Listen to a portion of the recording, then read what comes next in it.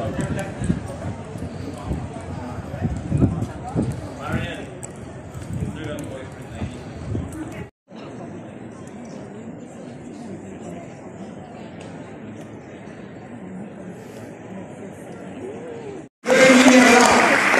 Balibar, Diego Luna, Sabine Zema, Daniel Brühl et Aïssa Malika. Emmanuel Béard, Ezazi Monson, Alexandre Lespois, Julie Guéret, Caroline Jormana, Nils Guéret, Raphaël Persona, Réna Chapelle, Lina Goumi.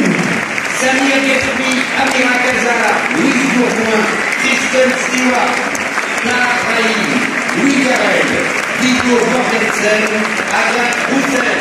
Stéphane Bach, Anne Parino, Olivier Roussin, Montasor Raya, Bertrand Monello, Rebecca Zlotowski, Gaspard Noé, Sergei Lolitsa, Machine Bouchaev. Et Albert Serra.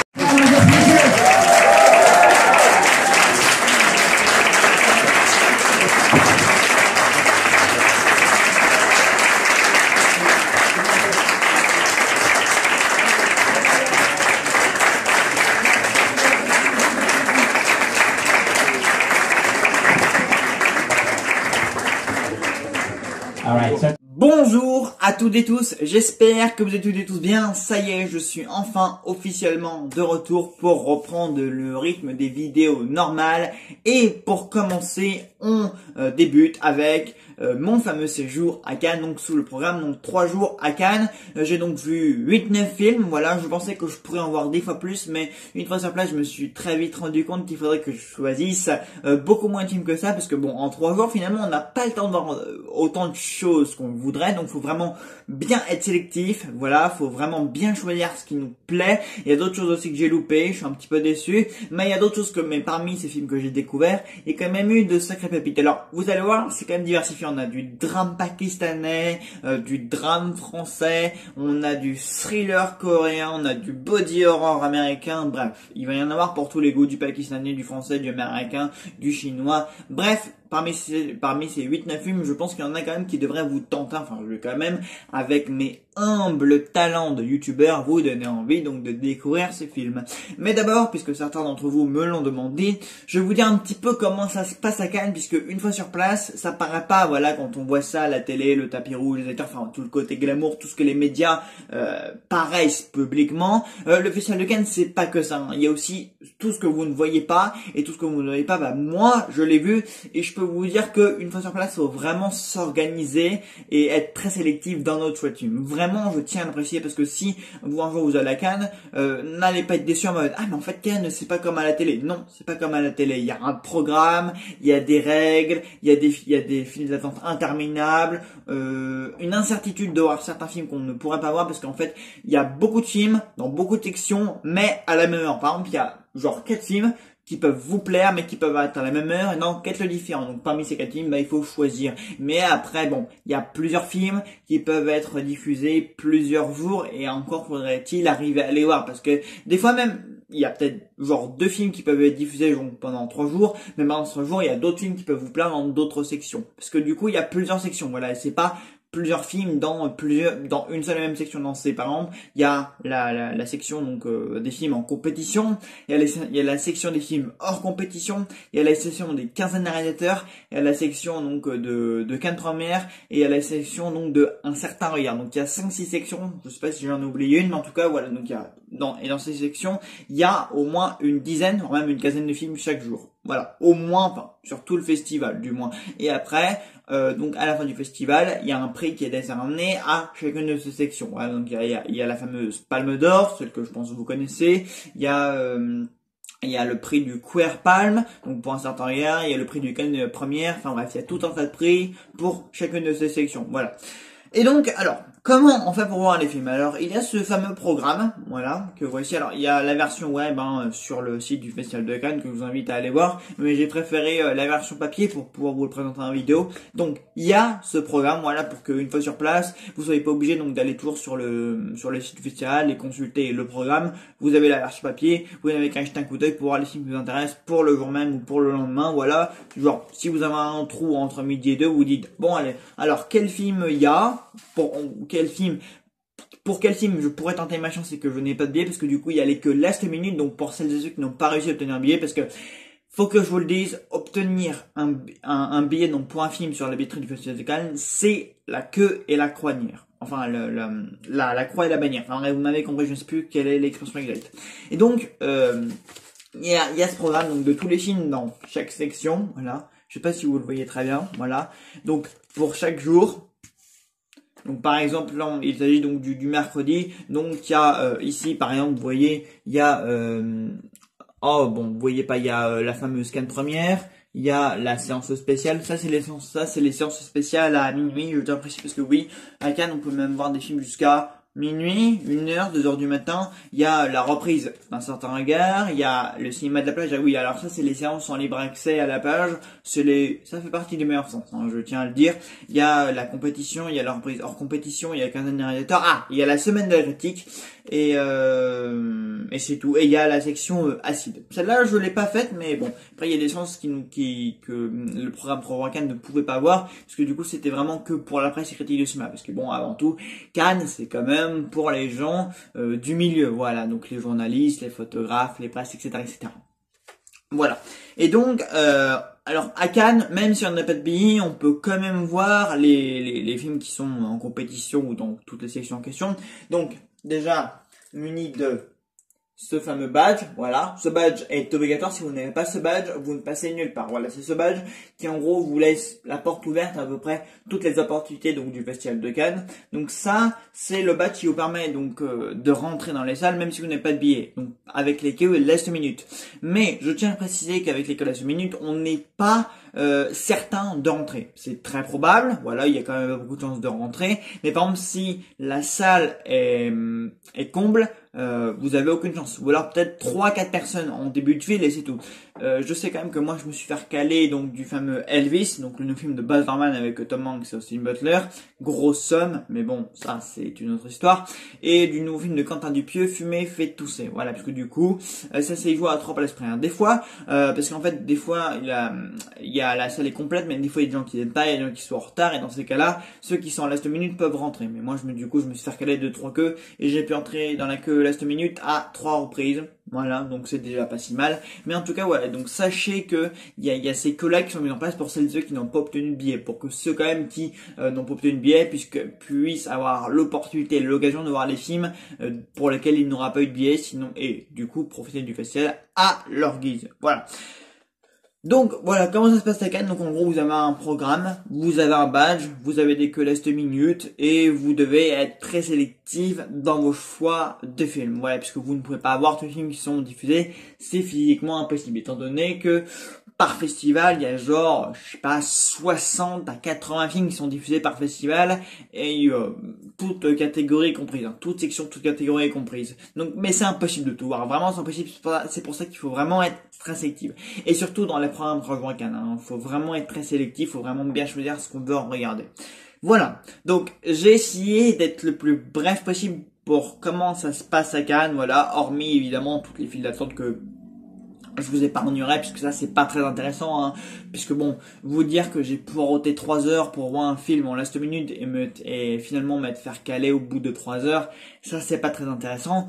Donc je vais tout de suite passer au film que j'ai vu. Alors, étant donné que j'ai genre 8 à 9 films à vous présenter et que la plupart d'entre eux ne sont même pas encore sortis en salle et n'ont même pas de date de sortie officielle, que ce soit en France ou dans le monde entier, je vais faire 2-3 minutes par film, même si pour l'un d'entre eux, il est déjà présent en salle donc depuis mercredi dernier, et que pour un autre, il sortira le mois prochain. Voilà, je vais essayer de faire 2-3 minutes comme ça, la vidéo sera un minimum accessible et n'aura pas une longueur trop conséquente. Surtout que c'est pas forcément des films dont on parle régulièrement sur sur YouTube, donc voilà, je vais essayer de faire assez court pour chacun. Et donc je vais commencer par un drame pakistanais réalisé par Saïm Sadi, donc qui a obtenu le prix Queer Film dans la section Un certain regard. Joyland, donc qui met en scène une ébauche de romance interdite entre un homme issu donc d'une famille aux coutumes bien réglementaires pakistanaises et une danseuse érotique nommée Biba, donc qui travaille dans un cabaret érotique. Voilà. Alors ce film est très intéressant parce qu'en fait, il présente des thématiques très à l'actualité, mais très tabou pour certains encore, à savoir le transgenre, la transsexualité, l'homosexualité aussi. Enfin, l'homosexualité dans Joyland, c'est beaucoup plus subtil, mais à un moment donné, c'est dit que donc notre héros, Aïdan, donc qui prend de cette famille pakistanaise aux coutumes bien réglementaires, a peut-être des penchants homosexuels. Enfin, il y a une scène en tout cas qui le suggère quand il tente de passer à l'acte avec Biba, et qu'en fait c'est lui, enfin il est suggéré que c'est lui qui a envie de se faire dominer, si puis dire, mais je vous laisserai découvrir le film pour que vous puissiez vraiment voir la scène, mais à un moment donné il y a une subtilité un petit peu homosexuelle derrière tout ça. Mais globalement oui, Joyland c'est un film très touchant, rempli de bons sentiments. Enfin c'est une tragédie un petit peu familiale, c'est une tragédie familiale en quelque sorte, mais voilà, qui met en scène une romance interdite dans un pays où il y a beaucoup de tabous. Voilà, dans certaines religions, dans certains pays vraiment il y a beaucoup de tabous, et la thématique et l'homosexualité, tout ce qui est transgenre, tout ce qui est transsexualité, dans certains pays c'est extrêmement tabou, et justement ce film met au goût du jour ces choses, enfin ces sexualités interdites, mais ici il met ça à travers une romance qui est vraiment très bien jouée. Voilà, les acteurs sont très convaincants, ils sont très investis. Celui qui joue Aider, il le joue très bien. Enfin, on sent qu'il est vraiment amoureux donc de cette personne transgenre, donc qu'on appelle Biba. Voilà, toutes les scènes de danse sont vraiment bien foutues, toutes les thématiques, vraiment, on est vraiment à fond la queue dedans, quoi. C'est pas juste subtil ou des non-dits, quoi. C'est vraiment des thématiques qui sont ouvertement exprimées et ouvertement jouées, et c'est vraiment très très beau. Donc vraiment, Joyland, c'est des films comme ça, en fait, on a besoin d'en voir, en fait, pour qu'on puisse voir comment ça se passe dans certains autres pays, quoi. Et le film mérite amplement son prix, donc la Queer Palm, voilà, tout simplement parce que c'est beau. À la fin, il y a quand même eu une très belle standing ovation donc pour l'équipe du film. Vraiment, j'ai applaudi de tout cœur parce que vraiment le film il est très beau. La romance elle est vraiment très belle. On y croit. Voilà, toutes les scènes où ils s'embrassent, où ils sont sur le point de passer à l'acte. On sent d'ailleurs qu'ils ont envie de passer à l'acte sexuel, mais on sent que c'est quand même compliqué parce que lui forcément il est issu d'une famille traditionnelle. Il a d'ailleurs marié, donc il y a une thématique malgré tout sur l'adultère et l'infidélité. Voilà, donc mélanger ça, mais une thématique d'infidélité, d'adultère mêlée à celle de l'homosexualité, mêlée à celle de la transsexualité ou de transgenre dans un pays avec pas mal de tabous. Je vous laisse découvrir comment ça rend quand même dans un film comme Joyland, qui est vraiment très intéressant, qui a un propos très pertinent et un fond très touchant. Donc Joyland, premier film que je vous conseille vraiment. Bon, il sort pas tout de suite, mais vraiment, je vous conseille de lui donner votre chance puisque il est très beau. Voilà, encore une fois, je voulais voir un petit peu différent pour ouvrir un petit peu mon festival. J'ai pas été déçu. C'était vraiment un très beau film. Film suivant. Nos Frangins, film présenté dans la section Cannes Première, réalisé par Rachid Bouchareb avec Reda Kadeb et Lina Koudri. Donc qui revient sur la mort de Malik Ousekine et d'Abdel Bennia, donc tué par la police en 1986. Alors, Nos Frangins, j'avoue que c'était un drame français très intéressant, très bien joué. Terrible, vraiment c'est un film terrible. Reda Kadeb il porte littéralement le film sur ses épaules. Si vous connaissez pas beaucoup Reda Kadeb, parce que je trouve que dans le cinéma français c'est vraiment une pierre à l'édifice donc du cinéma français moderne et contemporain. Vraiment je trouve que ce mec est incroyable, il a un charisme fou, et vraiment Nos Frangins sans lui ça aurait une tragédie, ça aurait une force en moins. Vraiment je trouve il joue le grand frère du coup de Malik Ousekine, et je trouve que il déborde de charisme, et quand par exemple il éclate en larmes et de rage et de fureur en voyant le cadavre de son fils à la morgue, c'est dévastateur. Vraiment, je vous jure, Nos Frangins, c'est un film vraiment dévastateur. Il y a des fois où j'avais un peu les larmes aux yeux. Ce que je pourrais reprocher, en fait, c'est que le film est peut-être un petit peu trop vague sur les circonstances précises de la mort de d'Abdel Ben Yahya. Autant Malik Oussekine, on prend vraiment le temps d'expliquer comment il est mort, dans quelles circonstances exactes il est mort, le fait voilà qu'il se soit réfugié dans le hall d'un immeuble au hasard, et que du coup il y a des policiers qui ont forcé la porte, qui ont limite agressé le mec de l'immeuble qui avait laissé rentrer Malik Oussekine, que du coup le mec lui-même, comme il explique en fin de film, s'est pris des coups de matraque, et ensuite que les policiers se sont pris avec rage et fureur donc sur Malik Oussekine, et que du coup il est décédé de ses blessures. Là vraiment on s'attarde bien sur sa mort, vraiment ça c'est bien expliqué. Par contre sur la mort d'Abdel Ben Yahya, là c'est un petit peu plus confus, on passe un petit peu trop rapidement dessus. Et sinon en fait je trouve que le film, que du coup Rachid Boucharel, il a bien trouvé l'équilibre entre donc les séquelles, les conséquences de la mort du coup de Malik Oussekine donc sur le monde, à quel point ça a marqué la France, les manifestations, la communauté des jeunes, des étudiants et les affiliés en lui-même. Voilà, on va mettre beaucoup leurs émotions, leurs sentiments, comment ils réagissent à leur tour, que ce soit du coup son frère donc joué par Reda Kadeb comme je le disais, donc qui joue vraiment très bien et qui ajoute vraiment une grande force au film, ou même sa soeur donc joué par Alina Koudry, pareil, qui est magnétique et qui joue vraiment très bien. Voilà, et du coup donc les circonstances de cette mort là, parce que c'est vrai que pendant la majorité du film les policiers vont pas arrêter de dire du coup à ces deux personnages là on sait pas comment il est mort, on enquête dessus, on fait des recherches, etc. Et à la fin du coup on va mettre en avant les circonstances de cette mort là, et c'est abominable quoi. Et justement évidemment on va beaucoup aussi mettre en lumière l'erreur donc des forces de police et ce qui leur est arrivé suite à la mort de Malik Oussekine, comment ils ont été reconnus pas avec, etc., etc. Donc Nos Frangins, excellent drame français, voilà, qui revient vraiment en circonstances précises donc sur la mort de Malik Oussekine. Voilà, excellent drame français, très bien joué, avec vraiment des faits très bien portés à l'écran. Voilà, c'est un drame bouleversant, c'est saisissant, et tout simplement ouais c'était vraiment très bien. Donc je vous le conseille quand sortira en salle, vraiment encore une fois il faut lui laisser ces choses, parce que dans le genre drame français, c'est efficace. Voilà, ça rajoute une plus-value au cinéma dramatique français. En tout cas, encore une fois, Reda Kadeb, il joue très bien. Et puis voilà quoi, l'histoire de Malik Oussekine, c'est quand même une histoire qui a vraiment bouleversé la France dans les années 86 pardon. Donc vraiment voyez-le quand ça sortira, parce que c'était vraiment très bien. Donc voilà. Film suivant. Funny Page de Owen Klein est présenté à la section donc de la quinzaine des réalisateurs. Alors, je trouve que Funny Page est un film aussi audacieux que très risqué, parce que faire des films comme Funny Page comme ça en 2022, mais qui sont restés très en retard sur leur temps, voilà, qui sont des films plutôt nostalgiques, qui se déroulent dans les années 80-90, c'est extrêmement risqué. Mais pourtant, moi, j'ai complètement adhéré. Alors, l'histoire, on y suit donc un jeune garçon qui s'appelle Roberts, donc qui décide donc de fuir son foyer familial parce qu'il est plus du tout en bon terme avec ses parents, et de prendre son indépendance. Donc il va s'acheter une voiture, il va prendre un appartement avec deux personnes qui au premier regard ne sont pas vraiment fiables. Il va aller bosser dans une boutique de comics et se faire des amis en apparence assez étranges, si je puis dire ça comme ça.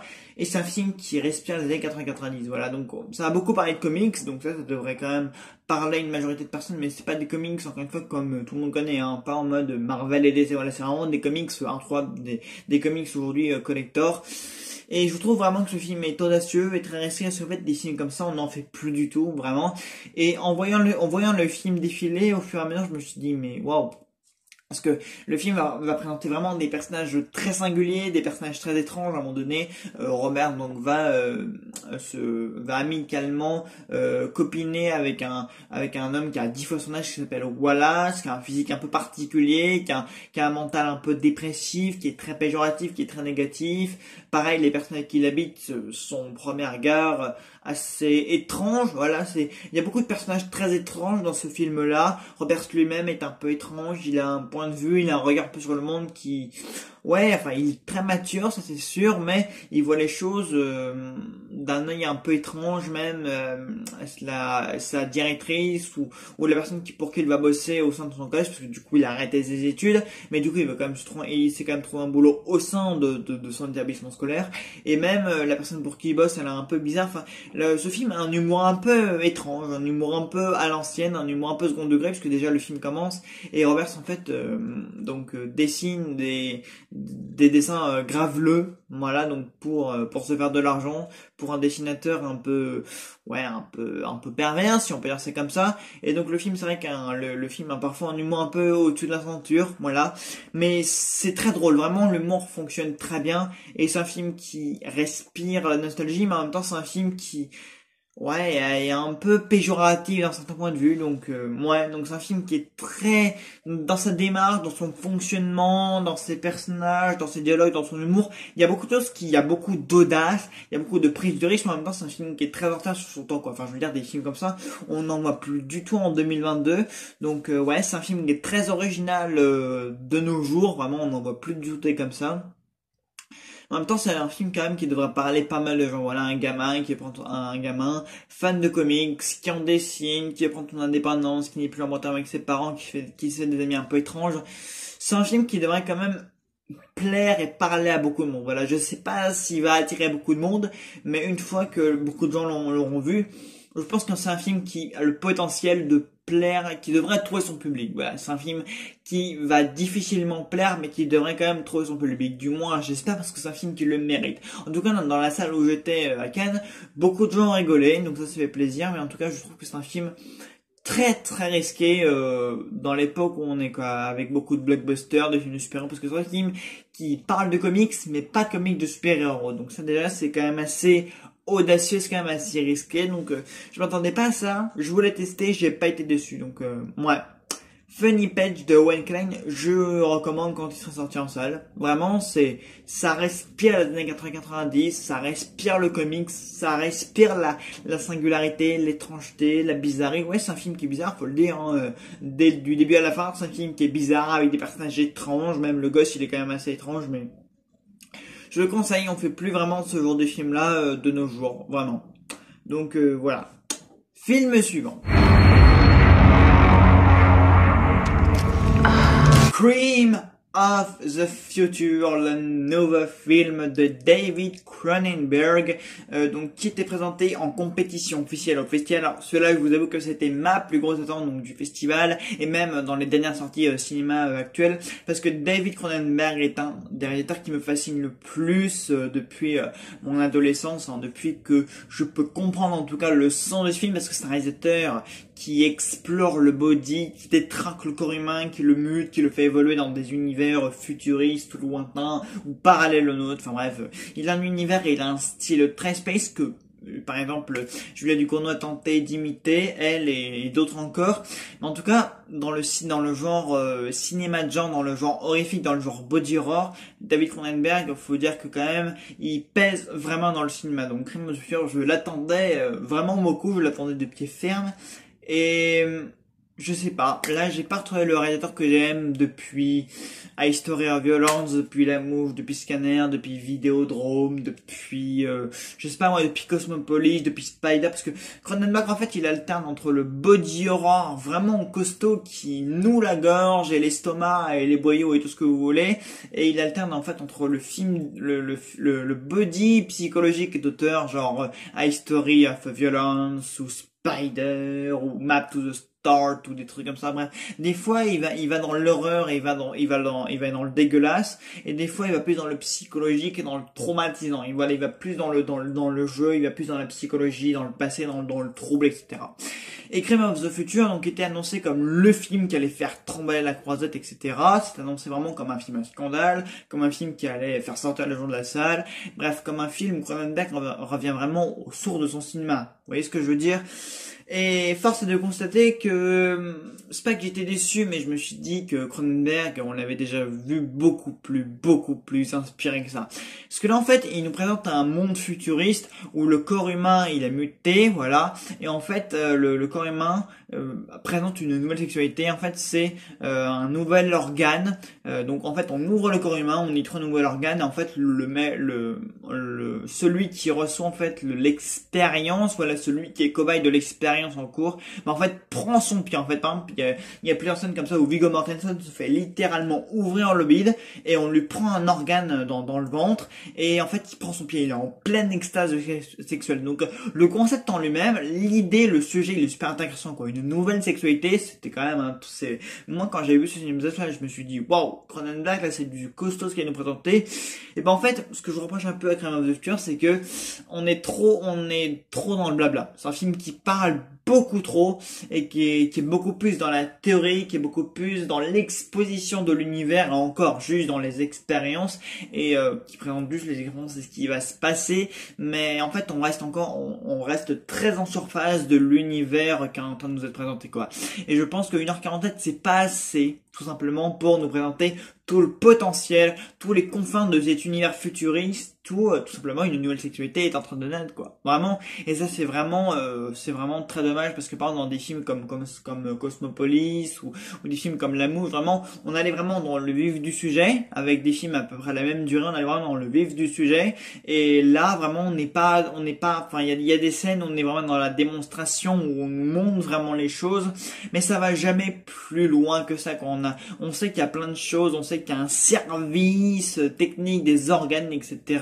On sait qu'il y a des personnages qui sont vachement secondaires. Par exemple, le personnage féminin joué par Kristen Stewart qui est en connaissance des expériences de Soltancer et de sa partenaire Caprice, donc Viggo Mortensen est là assez doux. Enfin, le casting est bon en lui-même, l'univers a du potentiel, le sujet est très lourd, mais je sais pas, on reste trop dans la théorie et on va passer dans la démonstration, on montre pas assez de choses. En fait, on reste assez dans le vague, on montre effectivement des gens se faire pratiquer des expériences et c'est à peu près tout quoi. Donc je me suis dit ouais, ça parle beaucoup, mais ça montre pas grand chose. Moi, je voulais en voir plus, quoi. D'habitude, Cronenberg, il en montre vachement plus, il est vachement plus dans la démonstration, il est vachement plus dans l'exagération, il ose choquer, il ose troubler, il ose détourner le regard, il ose faire des trucs vraiment où les gens vont dégueuler devant le film. Et là, bah, en fait, c'est trop dans la théorie, on est trop dans le blabla, ça dit trop, et ça ne montre pas assez. On sait tous que la pratique, c'est bien plus efficace que la théorie, et malheureusement, en fait, on est trop dans l'exploration à la surface. On n'explore pas assez ce monde futuriste. On est trop dans la théorie, quoi. C'est beaucoup de on dit.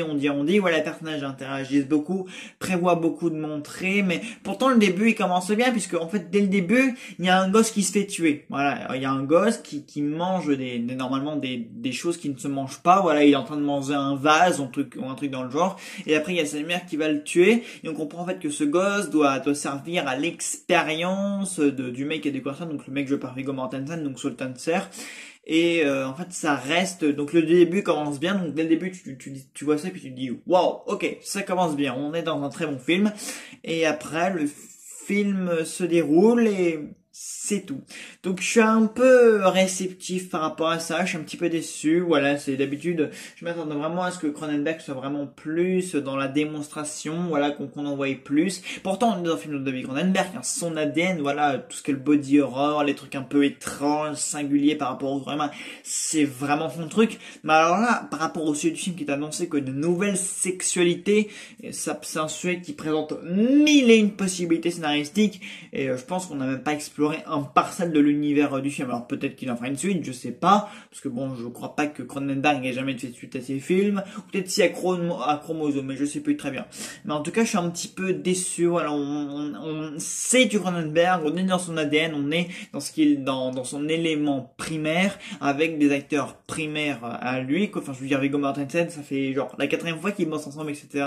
Pareil, là, c'est elle joue bien, Kristen Stewart aussi, mais on a un bon casting, on a un bon sujet, mais on va pas assez loin dans le sujet. En fait, on va pas assez loin dans l'univers de Crime of the Future. Et ça c'est vraiment dommage. Sinon, il y a quand même des scènes assez costauds, vraiment, où on a la démonstration des expériences avec les cobayes, les espèces de machines, etc. Pareil, il y a des trucs forcément qu'on n'explique pas, par exemple, l'espèce de grande chaise, là où, par exemple, Viggo Mortensen, enfin, Saul, s'assied plusieurs fois, où il tente de manger, mais cette machine-là, j'ai même pas compris à quoi elle servait au juste. Vous savez, là, pour ceux qui ont utilisé la chaise où il s'assoit, mais qui arrête pas de les faire bouger, là, où il tente de manger, mais à chaque fois c'est pas facile. J'ai pas compris en fait le principe de ce truc là.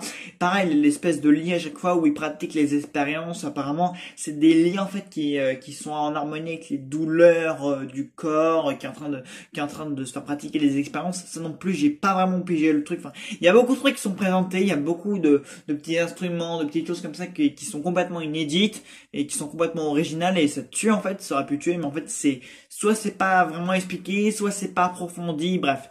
Je suis désolé, je m'étendais un petit peu plus dans ce film-là, parce que c'est quand même un Cronenberg, mais là, pour le coup, sur celui-là, j'étais un petit peu déçu, donc c'est pas une déception, mais je trouve ça dommage, voilà. C'est un film dommage. Voilà, c'est un film, il aurait pu aller beaucoup plus loin, nous en montrer beaucoup plus, nous expliquer beaucoup plus, mais non, c'est dommage. Il est resté très en surface de son univers, et c'est dommage. Bref, film suivant. L'innocent de et avec Louis Garrel, avec aussi Noémie Merlan, Roche Dizem et Anouk Grimbert, donc présenté hors compétition officielle de Cannes. Et d'ailleurs, c'est ma plus grosse surprise de ce festival. En fait, ce film, j'en attendais rien du tout. Je m'étais même pas renseigné dessus. Je me suis dit, bon allez, je vais voir ça, ça pourra être pas mal. Et j'ai été agréablement surpris de l'efficacité du jeu des acteurs, donc de comment le scénario allait basculer du comique à l'humour, au romantique, au dramatique, à l'enquête, etc. Il y a à peu près de tout. Beaucoup de genres en un film. C'est très bien joué, c'est très bien écrit. Alors l'histoire, elle est très simple, voilà, donc c'est l'histoire donc de Abel, donc 30 ans, donc joué par Louis Garrel, donc qui voit d'un très mauvais œil donc l'arrivée donc de Michel Legrand, donc qui a tout juste de sortir de prison et qui a épousé sa mère, donc qui elle-même va beaucoup s'attacher à Michel. Elle va beaucoup se prendre à cette relation, vraiment elle va totalement s'impliquer dedans, et on va voir que la mère elle est très amoureuse, et elle aime son mari tout simplement, et en fait le fils a beaucoup de mal à accepter donc l'arrivée de Michel auprès de sa mère, et vu qu'il sort tout juste de prison, il va beaucoup avoir de mal à lui faire confiance, et il va le soupçonner donc d'être au cœur donc de certaines manigances, et malheureusement quand ses craintes vont se confirmer, bon ça c'est un petit peu le côté cliché du truc, hein, le mec qui fait pas confiance à un mec un peu fiable qui arrive auprès de sa mère, et du coup il va en guetter, il va le surveiller, et finalement ses craintes vont s'avérer vraies, et du coup donc dans son enquête il va finir par impliquer donc sa meilleure amie Clémence, et sa mère elle-même et lui-même, et voilà, donc toute la famille en gros va s'embarquer dans cette histoire pas très clean, voilà. Et le film, en fait, ça parle d'enquête, ça parle aussi de famille, ça parle d'amour, ça parle d'amitié, ça parle un peu tout, ça mélange beaucoup de registres et beaucoup de thématiques, en fait. Et j'ai trouvé que le film était juste formidable. En fait, c'est un film dont le cinéma français a besoin, je crois, ouais. C'est un film qui est très efficace, qui est très bien joué. Noémie Merlan, c'est une actrice que je suis depuis Jumbo de The Talk, donc j'avais parlé il y a pas mal de temps maintenant, que j'avais beaucoup aimé, vraiment. Jumbo, je le recommande toujours. Voilà, c'est un petit moment que j'en ai pas parlé, mais je l'ai vraiment beaucoup apprécié, et Noémie Merlan a fait beaucoup de chemin depuis, même si elle a joué dans un film de l'année dernière que j'ai pas du tout aimé, qui s'appelle Les Olympiades, l'un des derniers films de Jacques Audiard. Vraiment, j'avais pas du tout aimé. Mais c'est pas grave, puisqu'entre temps elle a fait pas mal d'autres films. Et vraiment, je trouve que L'Innocent c'était efficace, très bien écrit, très bien joué. Noémie Merlan, comme je viens de le dire, elle est fabuleuse. Louis Garrel, il joue très bien. Louis Garrel, il alterne entre l'ami et l'enquêteur, le fils. Voilà, il a plusieurs casquettes à tenir dans ce projet, que ce soit dans le film ou même en dehors du film justement, et j'ai beaucoup aimé son personnage. Voilà, bon, il est un petit peu cliché. La mère, je pense que c'est le personnage le plus émouvant, le plus attachant. Voilà, elle s'attache qu'en âme à la relation qu'elle entretient avec cet homme, Michel. Roche Dizem, pareil, il alterne entre le mari amoureux de sa femme et le mec qui tente de mener une vie d'ex-tolard normale, tout en restant quand même un petit peu ancré dans les anciennes manigances, etc. Voilà, globalement tous les personnages, je les ai beaucoup aimés, tous les acteurs sont vraiment très bons, l'histoire elle vire un peu dans les deux sens à chaque fois. Il y a une scène enfin une séquence vers la fin entre Noémie Merlan et Louis Garrel que j'ai adoré. Quand vous verrez le film, vous comprendrez, mais il y a cette séquence au bar, enfin dans ce restaurant plutôt, entre Clémence et Abel que j'ai adoré. Vraiment, cette séquence-là, elle m'a fait presque pleurer. Je me suis dit, waouh!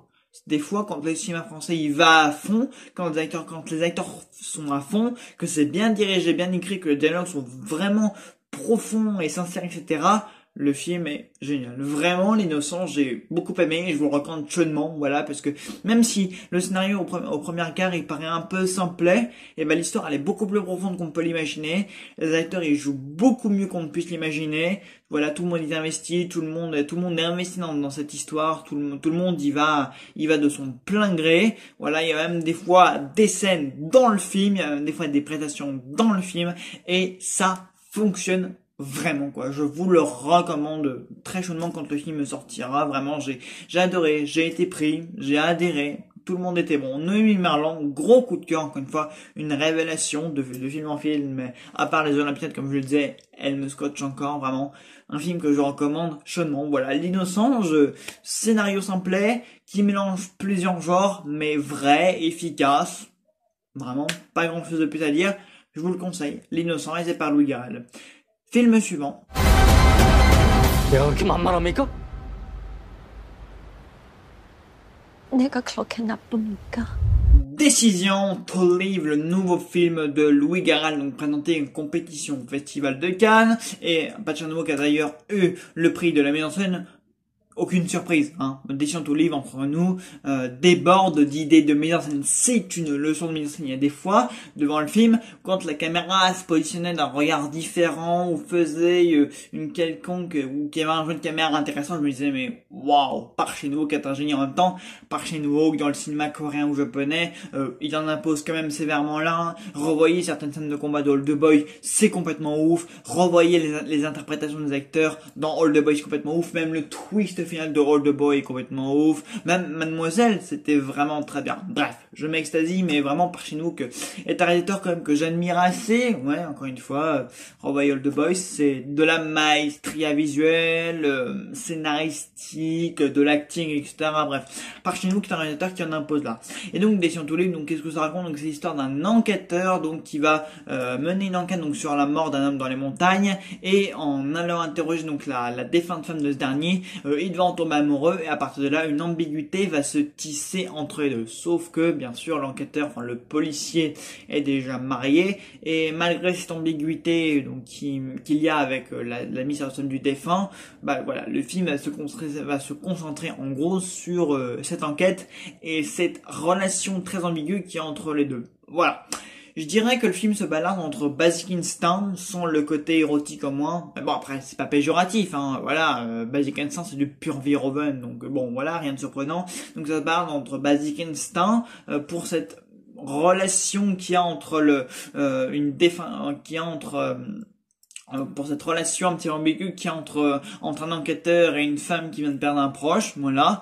Et Vertigo pour ses effets de style assez révolutionnaires, encore une fois, ou même encore une fois le côté enquête, tout simplement, le côté enquête est un peu ambigu, parce que c'est vrai que dans Vertigo il y avait une relation un petit peu ambiguë et un peu trompeuse aussi, mais je dirais que dans le côté aussi pudique de la relation et un peu de distance, parce que des fois c'est vrai qu'on a l'impression que les deux sont un peu, il y a autant d'ambiguïté que de distance, un peu aussi de In the Mood for Love avec Wong Kar-wai.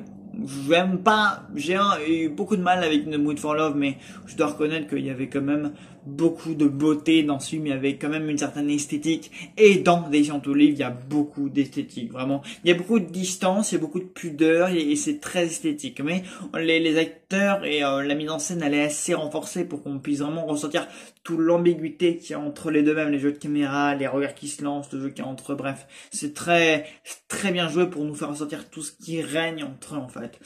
Et Décision to Live, grosse claque, tout simplement, très grosse claque, voilà, que ce soit au niveau de la mise en scène, je le répète, mais vraiment, Décision to Live, par moment, c'est vraiment une leçon de mise en scène. Par exemple, je vais essayer de vous décrire un effet de mise en scène très recherché.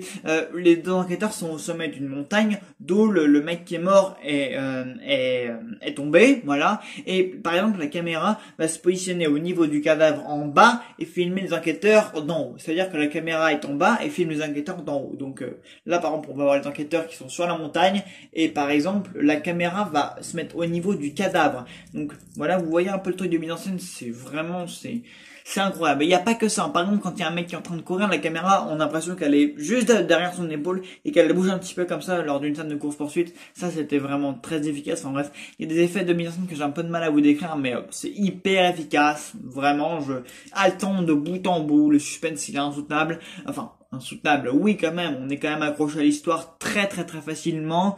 Les acteurs jouent vraiment très bien, encore une fois c'est assez bien joué pour nous faire ressentir toute l'ambiguïté qu'il y a entre cet enquêteur et la défunte femme de ce dernier, parce qu'en plus la femme est quand même suspectée, voilà, elle est quand même cible numéro 1, il y a quand même une relation qui va se faire, il y a quand même une relation qui va s'instaurer, mais quel type de relation, telle est la question, je vous laisserai la découvrir. Le film sort en juin prochain en salle, si je me trompe pas, et vraiment le scénario il est incroyable. Il y a beaucoup de rebondissements vers la fin, parce que du coup avec la femme, etc., on sait pas trop ce qu'elle manigance, on sait, elle cache pas mal de secrets, elle cache pas mal de facettes.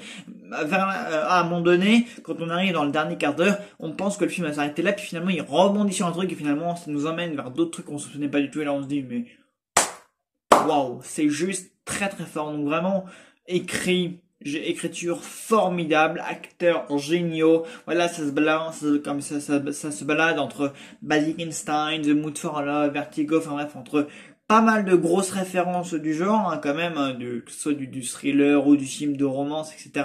Mais c'est très efficace. On sent où sont les influences cinématographiques. On sent que Park-Chan-wook, que voilà, on sait pas d'où il est sorti, hein, une histoire comme ça, mais vraiment c'est hyper efficace, très bien écrit. Vraiment, à chaque fois, on pense que ça va être fini, on pense qu'on a trouvé la ficelle scénaristique, et finalement non, on rebondit sur autre chose et ça va encore plus loin que ce qu'on pensait. Enfin bref, c'est complètement ouf. Vraiment, Descend to Live, c'est vraiment ouf. Puis surtout, l'actrice principale, elle est quand même super mignonne, elle est très agréable à regarder à l'écran, pareil. C'est ce qui renforce d'ailleurs l'ambiguïté de ce lien, parce que on sent que même lui, que l'enquêteur, même physiquement, il est très attiré par elle, etc., mais que c'est pas impossible, puisque du coup, il y a cette enquête qui crée une relation possible entre les deux, enfin bref. Et puis lui, il est déjà marié de son côté, donc voilà, mais vraiment, une grosse claque. Vraiment, vers la fin, on est complètement perdu, mais on se dit, mais waouh, ce scénario, il est ultra malin, il est ultra fort, bref. C'est complètement ouf, donc à vous de le découvrir. Film suivant. Et pour finir, Les Amandiers de Valeria Bruni-Tecchini en compétition officielle. Alors, ce film se situe en 1980 et se concentre donc sur un groupe d'étudiants donc du théâtre des Amandiers donc de Nanterre, fondé par Patrick Chéreau et Pierre Romain. Patrice Chéreau étant joué par Louis Garrel, donc qui figure donc dans 2 films avec L'Innocent et donc Les Amandiers. Voilà, de Tecchini. Et je pense que Les Amandiers sera ma 3e grosse surprise de ce festival, après donc L'Innocent et Descend to Live. Et vraiment, j'ai beaucoup apprécié ce film. Voilà, c'est un côté rétro que j'aime beaucoup, voilà, parce que du coup, ça se concentre sur un troupe de jeunes comédiens, voilà, qui vont tous être pris à ce théâtre des Amandiers et vont tous se former pour devenir donc tous de futurs grands acteurs. Et en même temps, l'histoire va beaucoup se concentrer sur eux quand ils vont faire un voyage à New York, voilà, pour y former un grand spectacle d'une grande pièce de théâtre, voilà. Et en même temps, donc le film va beaucoup se concentrer donc sur cette troupe, en même temps sur 2 personnages bien spécifiques de cette troupe, à savoir Stella. Je ne tenterai pas de prononcer son nom de famille parce que c'est imprononçable, donc je vais vous mettre plutôt son nom ici. Et Sofiane Benassar, donc qui joue Étienne, donc Stella et Étienne. Donc le film va beaucoup se concentrer sur cette relation. Donc on va beaucoup aussi balancer entre donc ces deux-là et d'autres protagonistes donc qui gravitent autour de ces deux personnages-là, mais globalement, voilà, Stella et Etienne, on va beaucoup se concentrer sur la relation qu'ils entretiennent, qu'ils développent du début à la fin, voilà, parce que ce film a beaucoup de tragique, voilà, c'est un film qui est très triste, ça parle beaucoup de danse, de comédie, d'acting, en fait, c'est Valeria Bruni-Tecchini, pour l'avoir entendu en conférence de presse, en fait, ce film, c'est ses débuts à elle, quoi, c'est comment elle a commencé en tant que comédienne, comment elle s'est formée, où elle est allée, voilà quoi. C'est une actrice en fait qui réalise un film sur l'apothéose de la vingtaine et en gros sur ses débuts de comédie, d'où elle vient, comment elle a commencé. C'est pour ça que le film est très intéressant parce qu'en gros c'est un peu le film de jeunesse de Valeria Bruni-Tadchini quoi. En gros c'est un film où elle dit bah voilà comment moi j'étais à 20 ans, voilà d'où je viens, voilà ce que j'ai fait, comment j'en suis arrivé là quoi, en gros. D'ailleurs que Valeria Bruni-Tadchini est une très grande actrice, c'est indéniable. Vous voyez là dans la facture de Catherine Dorsey, elle est excellente aux côtés de Marina Foïs d'ailleurs et de Pio Marmaille. Mais oui, Les Amandiers en fait c'est un côté rétro peut-être parce que ça passe en 1980, mais même dans la texture de l'image, dans le format de l'image, ça fait très rétro. Et ouais, j'ai vraiment adhéré à l'histoire. Tous les acteurs sont vraiment très bons. Donc Sofiane Benassar, Etienne, il est excellent. Ce mec vraiment, il m'a beaucoup surpris parce qu'en fait du coup son personnage, il est indépendant à la cocaïne, il se drogue, il filme comme un pompier, enfin voilà. Et il joue vraiment ce côté défoncé, dépressif, qui voit très noir, qui a des idées assez noires.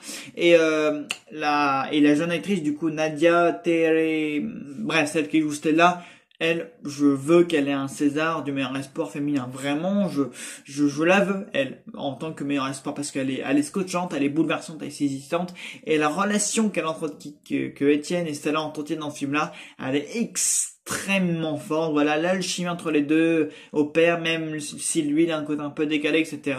Donc vraiment, même si en fait on se concentre beaucoup sur cette troupe de jeunes comédiens, on va beaucoup se construire aussi sur cette relation qu'entretiennent du coup Stella et Étienne et sur les personnages qui gravitent autour d'eux.